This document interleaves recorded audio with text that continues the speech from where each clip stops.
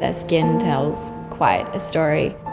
You've got bruises, you've got sunspots, you've got tattoos sometimes. Tattoos are pretty exciting. Today I learned all the blood vessels that went through the brain, and I saw them on a real brain, which was pretty cool. The donors are amazing people. They really are. They have a realisation that their world, their existence is coming to an end. And in some ways they use a combination of sadness and humour to overcome that. Who knows, they might find something outstandingly interesting in this whole thing. As an ex-professor, I'd love to be a footnote.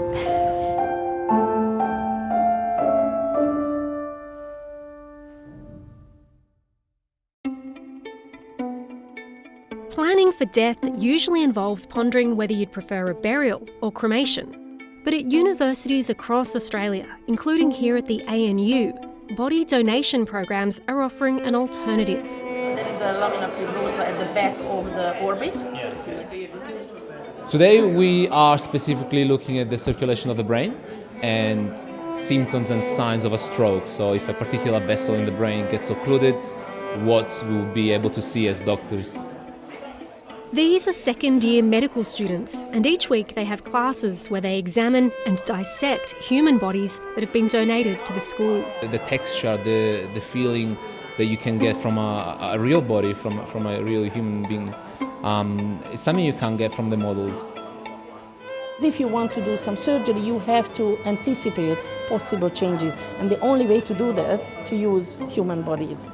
They need to handle and relate to them the same way as they will do with their real-life patients. The ANU donation program accepts about 6 new bodies each year. Hannah Lewis is the person responsible for receiving and processing them. I think when people imagine what an anatomical services specialist looks like, it's usually a middle-aged man who's balding with glasses. So when a donor passes away, their cadaver is collected by a funeral company, and the funeral company delivers it directly to me within preferably 12 hours. We embalm the body, and then the body sits for about 6 months until they're ready for sectioning, and then once they've been sectioned, they're dissected by either myself or students in the dissection program we run here. We actually call all of our cadavers patients because they're the first line for the students in terms of their experience with patients. I still remember my first dissection that I ever did. It was a forearm cut mid-humerus, and the lady had pink nail polish. And just that association with being so human, it's kind of in between human and object. It's its own limbo. When I'm around these patients, it does feel like they're somewhat present in a sense. I often find myself saying things like, "Excuse me, sir, I'm just going to lift your arm here," or "Do you mind if I just grab this?" or "Please don't knock that over." They're still a person to us. While Hannah deals with the dead, Riccardo Natoli liaises with the living. Some people really want to know everything.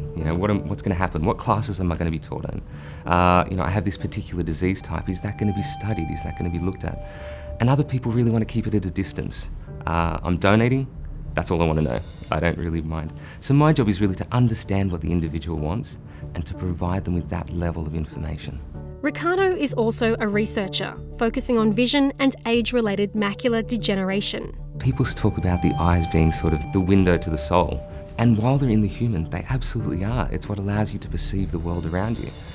But as you transition from living to dying, it really at that point becomes a window to the central nervous system and how we can provide people with vision for a longer period of time. Virginia and Barry are really sort of the essence of the types of donors that actually donate to medical research. And they see that providing their body as teaching specimens or teaching tools is really the only way to advance medical research, medical healthcare, and research. The body is empty. I mean, if it's mine, I'm dead, I'm gone, whatever it is. It's an empty shell. I found it very confronting that to support him to do that would be for me to take a different view of his death, which I found very difficult at the time. It's not going to be easy when somebody dies, but we thought that it would be a good idea if we gave something back. Considering that, I thought, why shouldn't I do it as well? What we do try and say is it's really important to let the next of kin know what your intentions are when you die and opening that conversation. Body donation is one option. I'm Liz Mackenzie. I'm Virginia Hooker's daughter and Barry's stepdaughter. When I started to think about some of the more confrontational aspects about what they might actually be doing to the body, but then I thought, well, of course you would naturally feel like that about the body of a loved one, whether it was in the ground being eaten by worms or microbes, or whether it was being cremated and burned. That I really see it as another gift that they're leaving behind. If they can help somebody else save a life, well, it's a great thing to do.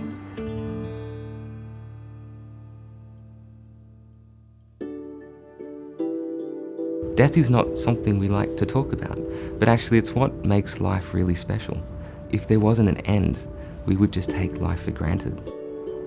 There's obviously a curiosity in me, but it's mostly about creating these teaching specimens for students and also fulfilling these donors' wishes. This is their dying wish. This is the last thing that they wanted to contribute to this earth. So I'm very honoured to be able to facilitate that. Is there anything that you think they might discover about you? Oh, amazing, amazing. I mean, the opportunities are endless, aren't they? Endless, totally endless. I mean, alcohol abuse, tobacco abuse, I've had all that, right? So, God knows. A life well lived. Yeah.